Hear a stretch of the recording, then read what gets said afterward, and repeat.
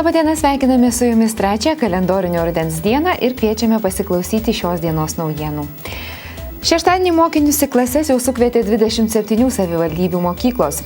Likusių savivaldybių bendrojo lavinimo mokyklos mokslo metus pradeda šiandien. Tiesa, šiemet mokyklų duris atveria 20 tūkstančių mokinių mažiau nei pernai. Mažiau veikia ir mokyklų 1269, kai praėjusiais metais jau buvo 1278. Daugiau kaip 1000 mokytojų dėl mokyklų tinklo optimizavimo jau nebepradės savo pamokų.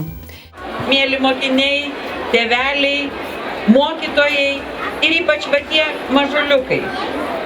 Taip pasižiūrėjus jie mažyčiai, bet jau jie turi teisę ir galimybę žengti į mokslo ir žinių šalį. Ir šiandien tą žingsnį daro. Aš puikiai suprantu, kaip jie jaudinasi, bet dar labiau suprantu, kaip jaudinasi jų tėveliai. Todėl, kad jie gal dar ir ne viską suvokia, kas jų laukia, nes jie ištrūksta iš darželio aplinkos, jie išeina iš namų ir jie pakliūva į visiškai kitą terpę, į mokyklą. Linkiu jums išlikti tokiais, kokie dabar esat.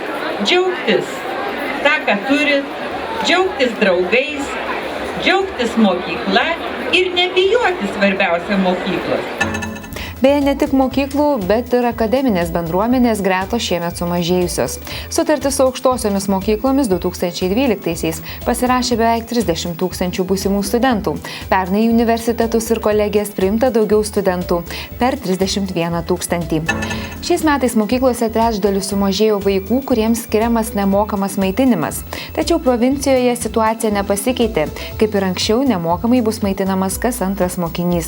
Prašančiųjų nemokamo maitinimo mokyklose labiausiai sumažėjo Kaune. Panaši tendencija stebima ir Vilniuje, Klaipėdoje, Šiauliuose. Socialinės apsaugos ir darbo ministerija prognozuoja, kad šiais mokslo metais Lietuvoje socialinę paramą, nemokamą maitinimą ir lėšų mokinio reikmėms įsigyti gaus panašiai tiek pat moksleivių, kiek ir pernai – apie 139 tūkstančius.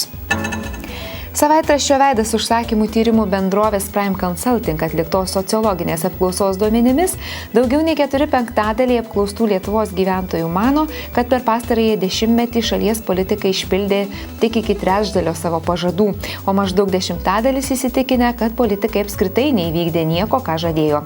Taip pat absoliuti dauguma respondentų jau nebesidomi politinių partijų rinkimų programomis. Daugelį programų detaliai nagrinėja tik 9,2 apklaustųjų. Daugiau nei 1/4 jos apskritai nerūpi, o apie 60% jas pavarto fragmentiškai. Savaitgalį Vilniuje praūžė tradicinės sostinės dienos. Penktadienį jos prasidėjo gražiu akcentu, miesto garbės piliečio vardas suteiktas grupės Antis lyderiui architektui Algiui Kaušpėdui. Susirinkusieji galėjo mėgautis vandens fontanu ir šviesų šou.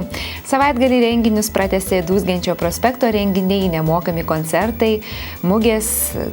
Dūzgenčio prospekto kuratorė Zita Kelmickaitė teigia, kad šiemet sostinės dienos buvo rekordinės, sulaukta daugiausiai lankytojų. Nuo dabar naujienos iš tebevykstančių Londono parolimpinių žaidynių, kuriuose dalyvauja ir mūsų sportininkai. Šeštadienį moterų lengvosios atletikos rutulio stūmimo rungtyje judėjimo negalią turinti Lietuvos atstovė Irena Perminienė rutulio stūmimo rungtyje tarp 16 varžovių užėmė 8 vietą. Nuo didžiausia parolimpinių žaidynių viltis Lietuvos vyrų golbolo rinktinė tęsia kovą žaidynėse. Šeštadienį lietuviai nusileido brazilams, tačiau vakar sužaidė lygiosiomis 5-5 su Švedijos ekipa bei užsitikrino vietą ketvirtfinalyje. Vienvaldė A grupės lyderė, kurioje žaidžia mūsų vyrai, kol kas yra Turkijos golbolo rinktinė.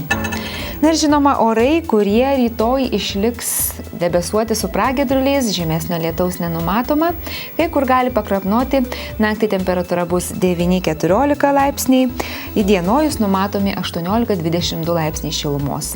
Tiek šiandien, dar kartą sveikiname moksleivius, studentus bei jų mokytojus prasidėjus naujiems mokslo metams, gražių akimirkų likusią dienos dalį ir iki rytojaus.